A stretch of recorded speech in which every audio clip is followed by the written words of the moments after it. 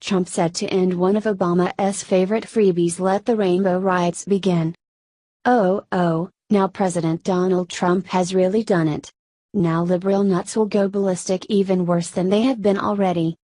As you all might recall, under the former charlatan Barack Hussein Obama administration, his Secretary of Defense Ash Carter put an end to the military's long-standing ban on openly transgendered service members serving in the military. By doing this, he fulfilled a major piece of the Obama administration's so-called historic legacy on LGBT rights. But because it was always just all about symbolism and winning elections, if the order isn't renewed yearly, it reactivates the original ban once again. Of course, Obama did all this during his second term, because during his first term he ran as a conservative when it came to LGBT rights. He clearly stated multiple times that he only believed in marriage between a man and woman. But hey, what's one more lie to bury, since his whole damn life has been pretty much a lie? Now multiple sources are reporting that Defense Secretary Jim Mad Dog Mattis will soon be making a decision as to how these policies will continue. And it is starting to look like the U.S. military will not be allowing transgendered individuals to sign up after July 1st. Unless the Pentagon moves to fully implement a policy enacted by the former presidential administration at the last possible minute. Which most experts don't see happening. And of course LGBT groups already have their collective panties in a bunch over this. LGBT groups brace for new fight over transgender troops. Groups that advocate for LGBT people in the military are gearing up for another fight to keep an Obama-era policy in place on transgender recruits. Transgender troops already in the military have been able to serve openly since then Secretary of Defense Ash Carter lifted a ban in June 2016. But under the policy Carter crafted, transgender recruits haven't been allowed to enlist pending the end of a one-year implementation period. That day comes July 1st, but advocates fear Defense Secretary James Mattis will push the deadline back indefinitely.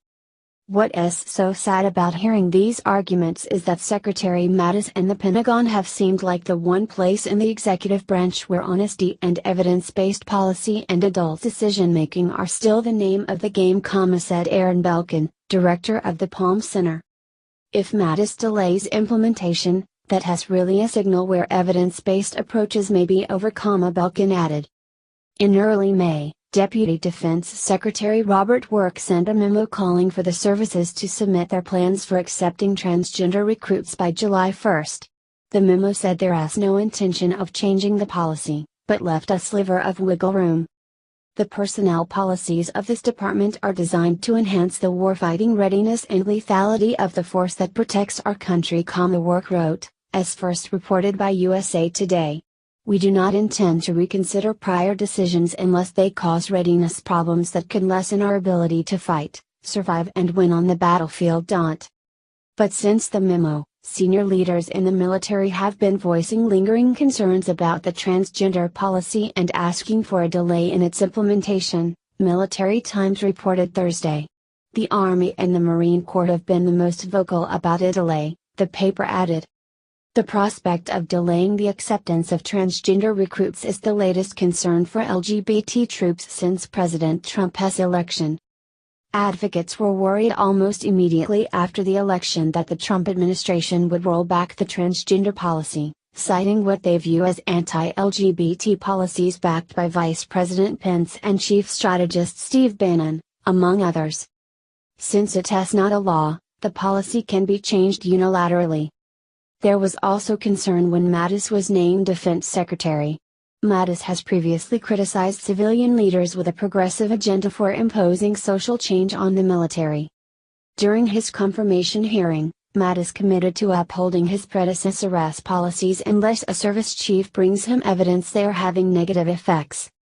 I believe that right now, the policies that are in effect, unless the service chief brings something to me where there has been a problem that has been proven, then I am not going in with the idea that I am going to review these and right away start rolling something back, he said in January.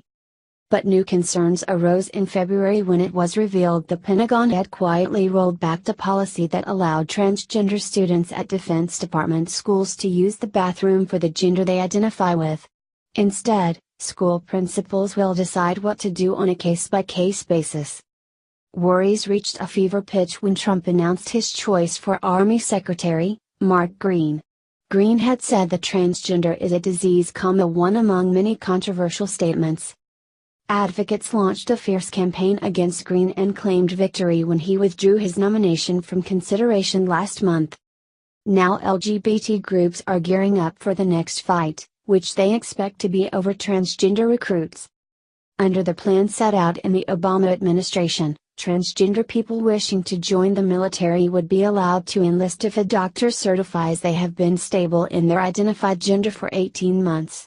Further, the Pentagon would review the 18-month wait period within 2 years to make sure it is based on up-to-date science and lessons learned about the policy up to that point.